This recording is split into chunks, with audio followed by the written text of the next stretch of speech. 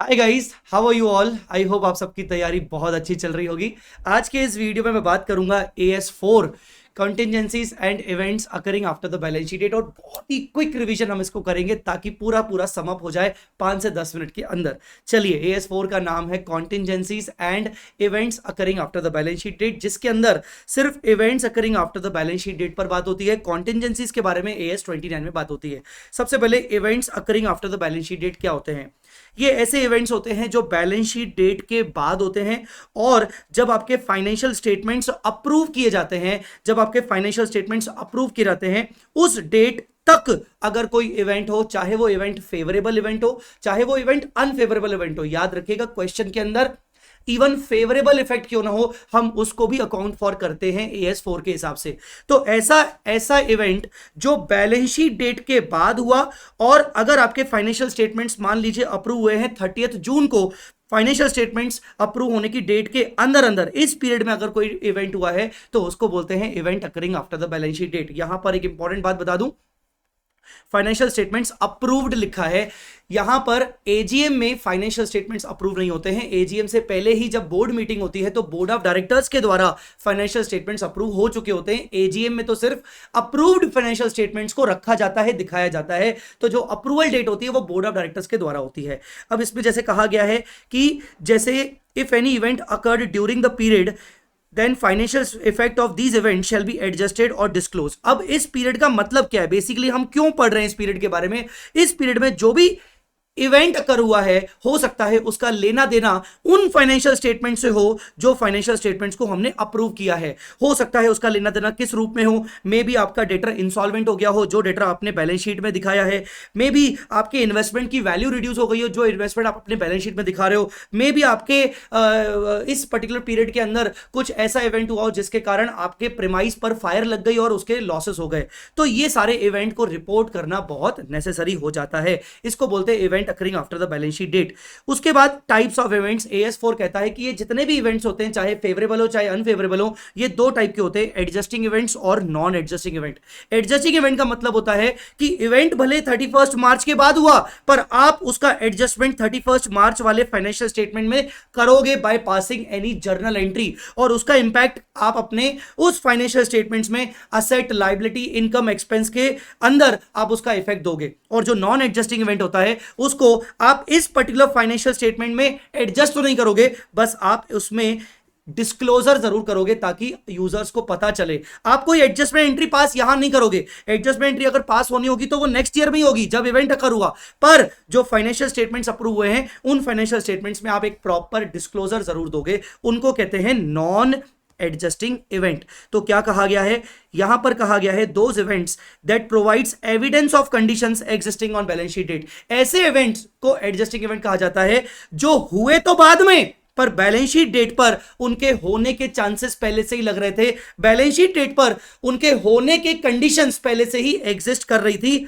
और जब वो अकर हुए तो हमें एक एविडेंस मिल गया कि यस देखो ये तो हमें पता ही था कि होगा।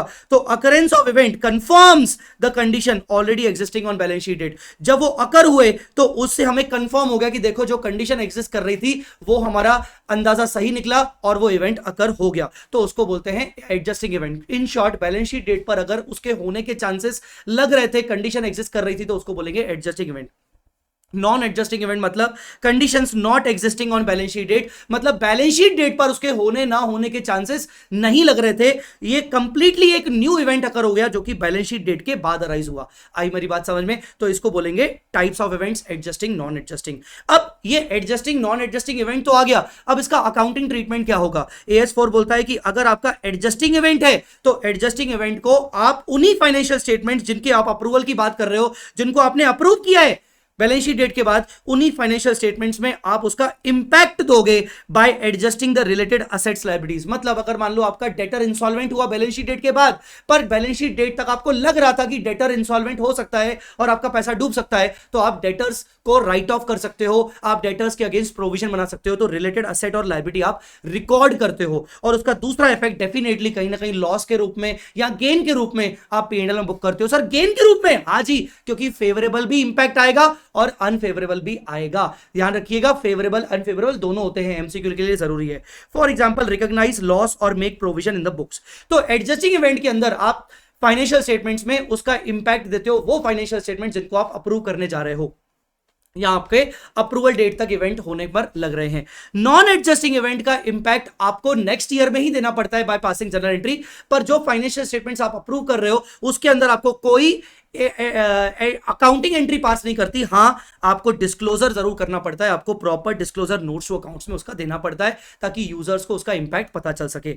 चलिए और क्या बातें कर रहे हैं एग्जांपल के रूप में, अगर आपको पता करना है कि भाई एडजस्टिंग इवेंट कौन कौन से होते हैं, ऑलमोस्ट इंपॉर्टेंट कौन से होते हैं, तो insolvency of debtor subject to the condition की 31 मार्च से पहले आपका डेटर इंसॉल्वेंट होने वाला है, ये खबर आपको मिल रही है या फिर आपको लगता है कि आपका पैसा आपका डूब सकता है।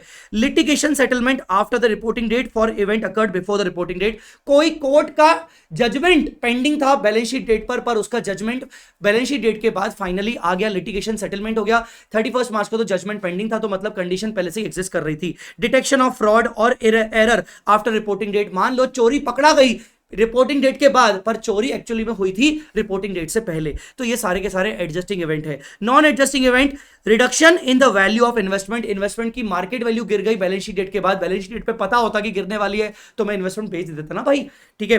Fire occurred in the premise, अगर मुझे पता होता कि बैलेंस शीट डेट पर फायर, मुझे पता होता कि फायर होने वाली है, मैं अगर प्रिडिक्ट कर सकता था तो मैं डेफिनेटली फायर होने नहीं देता, ठीक है। तो मैं कोई एस्ट्रोलॉजर तो हूं नहीं, तो fire occurred in the premise after balance sheet date, ये आपका नॉन एडजस्टिंग इवेंट है, ठीक है। अब कुछ स्पेशल केसेस की बात कर लेते हैं, जैसे dividend declared after balance sheet date, इसको आप हमेशा नॉन एडजस्टिंग इवेंट मानोगे, और अगर ये नॉन एडजस्टिंग इवेंट है तो आप इसका सिर्फ डिस्क्लोजर दोगे, प्रॉपर डिस्क्लोजर दोगे।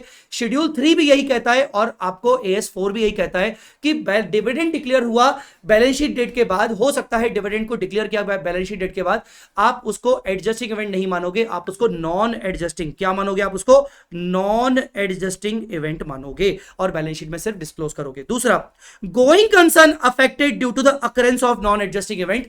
मान लीजिए गोइंग कंसर्न अफेक्ट हो गया, मान लीजिए 31 मार्च के बाद फायर अकर हो गई। अब फायर का अकर होना एक नॉन एडजस्टिंग इवेंट ही तो है, पर उससे हुआ क्या, उससे गोइंग कंसर्न अफेक्ट हो गया। अब एंटिटी को लगता है कि हमारा फ्यूचर में फोर्सिएबल फ्यूचर तक बिजनेस करना पॉसिबल नहीं है, शायद हमारा बिजनेस बंद हो जाएगा, है तो ये नॉन एडजस्टिंग इवेंट जिसके कारण गोइंग कंसर्न अफेक्ट हुआ है, तो AS4 बोलता है तो ये नॉन एडजस्टिंग इवेंट।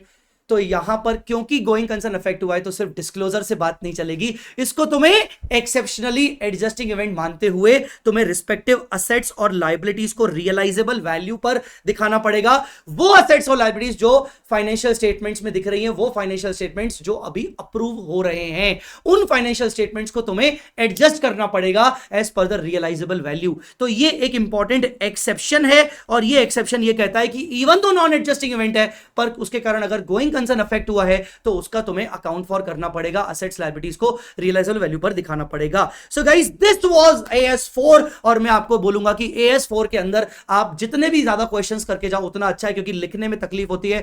कई बच्चे मुझे कहते हैं सर थ्योरी AS कैसे करें। मैं सिर्फ एक बात आपसे कहना चाहूंगा, थ्योरी AS करने का सबसे बेस्ट तरीका है उनके सारे क्वेश्चंस को एक अच्छे से रीड करके जाओ, और जो कीवर्ड्स हैं उनको एक तरीके से याद कर लो, बाकी आप लिख लोगे आसानी से, क्योंकि आप एक एक्स्ट्रा ऑर्डिनरी चाइल्ड हो, और एक्स्ट्रा ऑर्डिनरी चाइल्ड ही चार्टर्ड अकाउंटेंट बनता है। क्यों, मैंने सही कहा ना? अगर हां तो कमेंट में मुझे जरूर बताइएगा, और all the best for your exams.